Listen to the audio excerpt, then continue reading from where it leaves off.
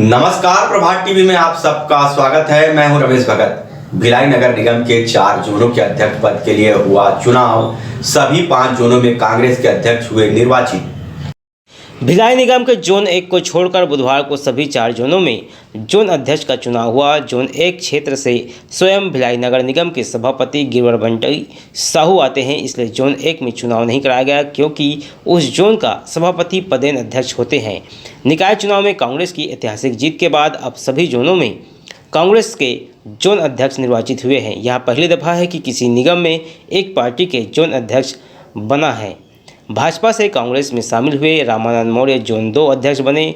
Zone 3 के अध्यक्ष जलांधर सिंह और जोन 4 के अध्यक्ष भूपेन यादव तथा जोन 5 के जोन अध्यक्ष राजेश चौधरी बने। जोन अध्यक्ष निर्वाचित होने के बाद जोन 2 के अध्यक्ष रामानंद मौर्य ने कहा कि निगम के सभी अधिकारी और जोन 2 के सभी पार्षदों के साथ मिलकर क्षेत्र का विकास करेंगे। मैं प्रदेश के मुखिया सम्मानीय हमारे भूपेश बघेल जी को, महापौर जी को, विधायक जी को, हमारे संगठन को, मेरे जितने मेरे पार्षद भाई हैं सबको धन्यवाद। और चूँकि पार्टी ने मुझ पर विश्वास करके जो कार्य और दायित्व दिया है तो इस कार्य को मैं बखूबी निभाऊंगा और पार्टी को हम लोग बहुत आगे स्तर तक ले जाएंगे। और जो भी हमारे भाई हैं, पार्षदगण हैं, जो भी सभी वार्डों में समान रूप से हम लोग काम करेंगे, कहीं भेदभाव की नीति नहीं अपनाएंगे। यहाँ पर जो हम लोगों के यहाँ किसी भी तरह का कोई भेदभाव नहीं किया जाएगा। सारे विकास कार्य पूरे वार्ड में समानता से किया जाएगा और हम लोग जो है इस जीत के श्रेय पूरा का पूरा जो है माननीय मुख्यमंत्री जी भूपेश बघेल जी को देते हैं। निर्वाचित हुए सभी जोन अध्यक्ष को विधायक देवेंद्र यादव, महापौर नीरज पाल और सभापति गिरिवर बंटी साहू और जिला अध्यक्ष मुकेश चंद्राकर ने बधाई दी और क्षेत्र के विकास में अपनी महत्वपूर्ण योगदान देने की बातें कही।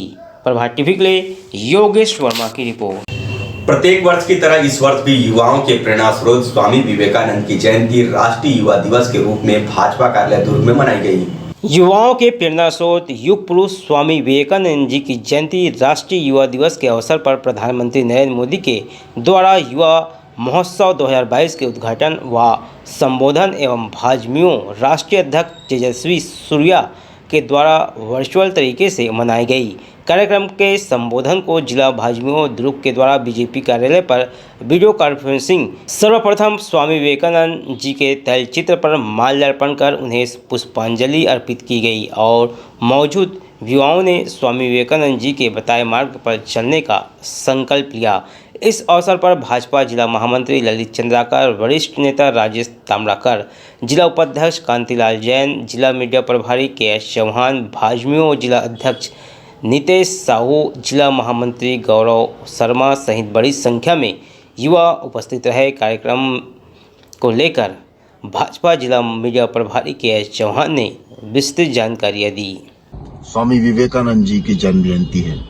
इस शुभ अवसर पर हमारे यशस्वी प्रधानमंत्री श्री नरेंद्र मोदी जी और भाजयुमो के राष्ट्रीय अध्यक्ष तेजस्वी जी का उद्बोधन था वर्चुअल रैली द्वारा, जो कि हमने भारतीय जनता पार्टी कार्यालय में उन्हें सुना। उसके तत्पश्चात हमने स्वामी जी के तैल चित्र पे माल्यार्पण करके उन्हें श्रद्धा सुमन अर्पित किए। इस अवसर पर हमारे जिले के महामंत्री श्री ललित चंद्राकर जी और उपाध्यक्ष श्री कांतिलाल जैन जी, राजेश ताम्रकार जी और भाजयुमो के अध्यक्ष श्री नितेश साहू जी, महामंत्री श्री गौरव शर्मा जी और बाकी सभी लोग वहां उपस्थित थे। मकर संक्रांति त्योहार को लेकर बाजार सजकर तैयार। तिल गुड़ के लड्डुओं के साथ पतंग दुकानों में लगी लोगों की भीड़। 14 जनवरी को पूरे देश में मकर संक्रांति का त्यौहार मनाया जाएगा, जिसके लिए 2 दिन पहले से ही बाजार में रौनक देखने को मिल रही है। लोग सुपला मार्केट, पावर हाउस और टाउनशिप क्षेत्रों में बड़ी संख्या में तिल गुड़ और मकर संक्रांति के त्यौहार में पूजा पाठ के लिए विशेष तौर पर लगने वाले सभी सामग्री को खरीदने पहुंच रहे हैं। वहीं मकर संक्रांति के शुभ अवसर पर पतंगबाजी का अपना अलग महत्व होता है, जिसके लिए भी शहर के सभी बाज़ारों में पतंग के दुकान सज कर तैयार हो गए हैं। इस बार शहर में अनेक वैरायटी के पतंग बाजार में बिकने आए हैं, जैसे मोदी पतंग, अनेक कलर और अनेक डिजाइन के पतंग लोगों के लिए और बच्चों के लिए आकर्षण का केंद्र बना हुआ है। आपको बता दें कि मकर संक्रांति का जितना धार्मिक महत्व होता है उतना ही वैज्ञानिक महत्व भी होता है। मकर संक्रांति के समय नदियों में वाष्पन क्रिया होती है, इससे तमाम तरह के रोग दूर होते हैं, इसलिए इस दिन नदियों में स्नान का महत्व है। इस दौरान ठंड का मौसम होता है, इस मौसम में तिल गुड़ का सेवन सेहत के लिए लाभदायक रहता है। यह चिकित्सा विज्ञान भी कहता है, इससे शरीर को ऊर्जा मिलती है और शरीर की सर्दी से रक्षा करती है। साथ ही अदरक और मटर मिलाकर खिचड़ी बनाने पर यह शरीर की रोग प्रतिरोधक क्षमता बढ़ाती है और बैक्टीरिया से लड़ने में मदद करती है। अहमदाबाद से माल भरे हैं और कलकत्ता से भरे हैं, नागपुर से भरे हैं, मतलब 4-5-6 जगह के वैरायटी इसको भरते तो जाके हम लोग को दुकान के रेंज मिलती है। पिछले साल कोरोना लॉकडाउन हुआ था उसके अपेक्षा में इस बार कैसा? नहीं मतलब कि मार तो खाया था दुकानदारी हम लोग को, लेकिन अब की बार भी मेरा दुकानदारी थोड़ा डाउन चल रहा है, ऐसी कोई बात नहीं है। थोड़ा सा इस बार पतंग में किस नेताओं की अभी सिर्फ मोदी जी के आए हैं, उसके अलावा भी किसी को नहीं आए और हैं। फिल्मी स्टारों की? फिल्मी स्टार में तो ये लोगों का कार्टून का डोरी मोल का है और छोटा भीम है, मोटू पतलू है, मतलब कि कार्टून में बहुत वैरायटी है मेरे पास। लोहड़ी त्यौहार बहुत खुशी से मनाया जाता है और लोहड़ी त्यौहार में फल्ली छिलके फल्ली और तिल्ली लड्डू, बुरे लड्डू, अनारकली, चंपा कली, ये सारा चीज़ मतलब और करी के लड्डू ये सब चीज़ मतलब बिकती है। और खास चीज़ में दही चूड़ा, दुबरा पोहा और मोटा पोहा ये सब बिकती है।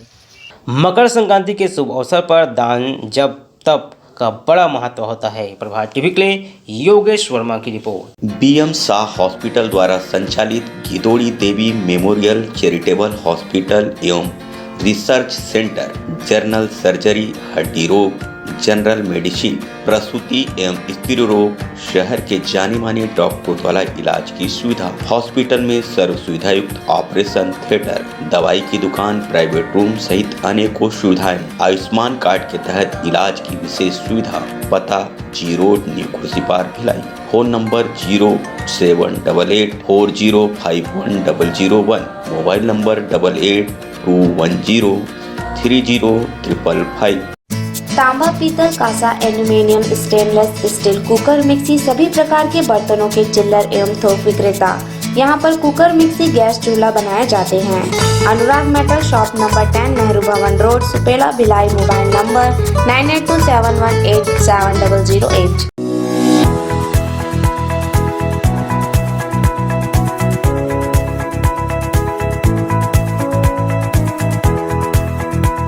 छत्तीसगढ़ भाजपा विधायक दल के स्थायी सचिव जितेंद्र वर्मा का कहना है कि भूपेश सरकार धान खरीदी लेट शुरू की, उसका नतीजा यह हुआ कि 15 लाख क्विंटल धान अभी भी किसानों के खलिहान में पड़े हैं। मौसम के बदले तेवर ने किसानों की चिंता बढ़ा दी है।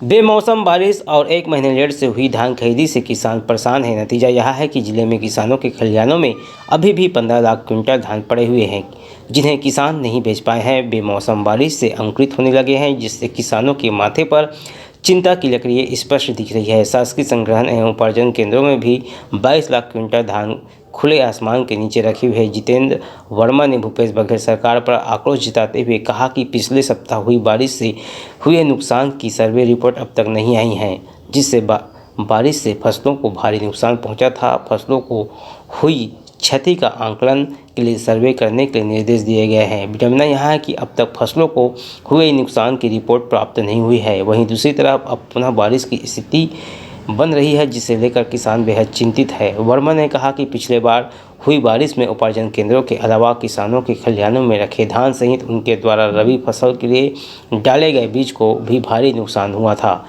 बीज खराब होने के बाद किसानों ने पुनः बोनी किए हैं। मौसम विभाग द्वारा आने वाले दिनों में बारिश की संभावना व्यक्त की गई, जो सही प्रतीत हो रहा है।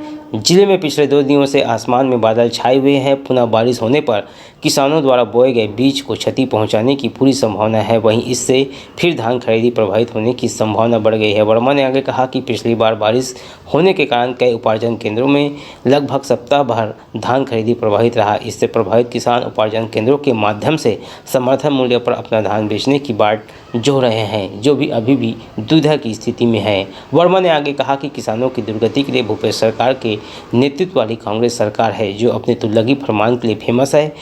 आज जिले में किसानों के जो हालत है उसके लिए राज्य सरकार पूरी तरह जिम्मेदार है। भाजपा द्वारा बार बार मांग की गई थी कि धान खरीदी 1 नवंबर से प्रारंभ किया जाए, लेकिन सरकार के कानों में यूं नहीं रहेंगी। परिणाम आपके सामने है। किसान रूपी अन्नदाता परेशान है। किसानों की माली हालत खराब हो गई है। कांग्रेस के सरकार के हठधर्मिता के चलते हमार छत्तीसगढ़ के किसान भाई बहनी मन के बहुत क्षति हो है। बेमौसम बरसात में धान जन हमार खेत में पड़े रही से, बियारा में पड़े रही से, खेत खलिहान में जन पड़े रही से, तेन हाँ अभी तक बिके नहीं है और बिके रहीतिस। छत्तीसगढ़ के मुख्यमंत्री और कांग्रेस के सरकार है यदि 1 नवंबर से धान खरीदी करे रहीतिस तो हम सब किसान बंधु मन ला ये दिन देखेल नहीं पड़तीस। ये क्षति होए तेकर भरपाई ला कांग्रेस के सरकार और छत्तीसगढ़ सरकार ला करेल पड़ही। दुर्ग जिले में 2 दिनों से हो रही भारी बारिश के चलते खड़ी फसलें तबाह हो गई, जिससे किसानों की चिंता बढ़ने लगी है। गौरतलब है कि विगत 2 दिनों से दुर्ग जिले में मौसम विज्ञान विभाग द्वारा ऑरेंज अलर्ट घोषित किया गया था, जिसके बाद रुक रुक कर बारिश हो रही थी। वहीं आज सुबह लगातार तेज मूसलाधार बारिश हो रही है, जिससे खड़ी फसलें खराब हो गई, जिसको लेकर किसानों में चिंता व्याप्त हो गई है। कृषि विभाग से मिली जानकारी के अनुसार जिले में लगभग 40% से ज़्यादा फसलों को इन 2 दिनों की बारिश से नुकसान पहुंचा है।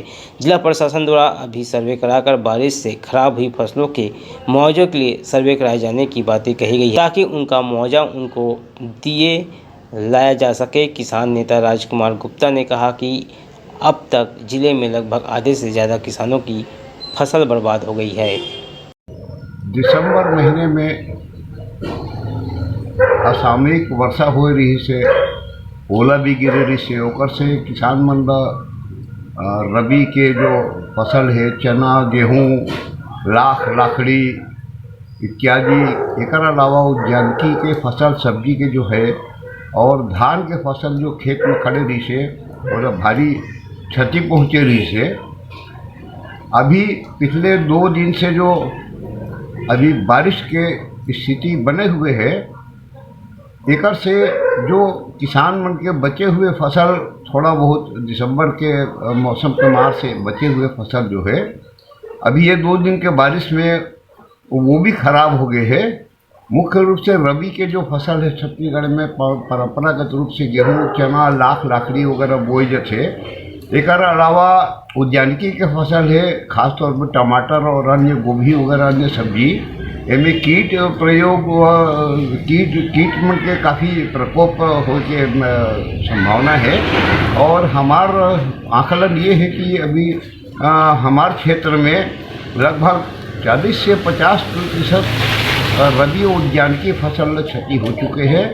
तो हम पिछली बार भी दिसंबर में जब मौसम के मार पड़े रही से तब शासन से निवेदन कर रहे हैं कि प्राकृतिक आपदा के अंतर्गत RBC 6.4 के अंतर्गत जो राहत की राशि मिलना है वो सर्वे कर जाए और पीड़ित प्रभावित किसान मतलब सहायता राशि दे जाए। अभी तक कोई सर्वे नहीं हुए है। अभी दोबारा जो मौसम के मार हुए है, हम फिर से शासन से आग्रह करबो, निवेदन करबो कि एक तत्काल सर्वे करके अभी, बल्कि सर्वे के भी जरूरत है। स्थिति नहीं है कि 33% से ज़्यादा फसल क्षति सब जगह हो चुके हैं। एक स्थिति बिना सर्वे के किसान मतलब RBC 6.4 के अंतर्गत आर्थिक सहायता जो प्रावधान है उसका लाभ प्रदान किए जाए। रिसाली के एक टेंट दुकान में लगी आग, फायर ब्रिगेड और आसपास के लोग की मदद से बुझाया गया आग। श्री साईं कैक्टस एवं डेकोरेशन में अचानक आग लगने से आसपास के दुकानदारों और निवासियों में थोड़ी देर के लिए अफरा तफरी का माहौल निर्मित हो गया, लेकिन लोगों ने समझदारी दिखाते हुए आग बुझाने में लग गए और फायर ब्रिगेड को फ़ोन कर दिए। टेंट के सामान जल गए, लेकिन इस आगजनी में जान माल का नुकसान नहीं हुआ। आग कैसे लगी ये पता नहीं चल पाया है। दमकल की 2 गाड़ी मौके पर पहुंचकर आग बुझाने में लग गई, जिसकी जानकारी वार्ड पार्षद जहीर अब्बास ने दी। निगम में बैठा हुआ था अपने सभापति के साथ, लेकिन मेरे को यहाँ से आम पब्लिक जो है उन्होंने फ़ोन किया कि श्री साईं ग्रुप जो है कैटर्स वाले, उनके यहाँ आग जनी हो गई है। तो उसी के माध्यम से मैंने तुरंत फायर ब्रिगेड को फ़ोन किया और उनको बुलाया और अभी आप लोगों के सामने ये मतलब बुझाने का कार्य किया जा रहा है। नुकसान कितने का हुआ, कुछ अंदाजा है क्या? नहीं, अभी कुछ आकलन नहीं किया जा सकता। अभी ये लोग साथ बैठूँगा, बातचीत करूँगा तब पता चलेगा। लेकिन हाँ, इसमें किसी जन की नुकसान नहीं हुआ है, किसी को चोट नहीं लगा है। इससे सबसे बड़ी राहत की बात है। आग लगने का कारण कुछ पता चला? नहीं, अभी कुछ क्लियर नहीं कर पाया है, अभी बुझाने का कार्य किया जा रहा है। फिलहाल आग लगने से कितना का नुकसान हुआ है इसका पता नहीं चल पाया है। प्रभात टीवी के लिए योगेश वर्मा की रिपोर्ट।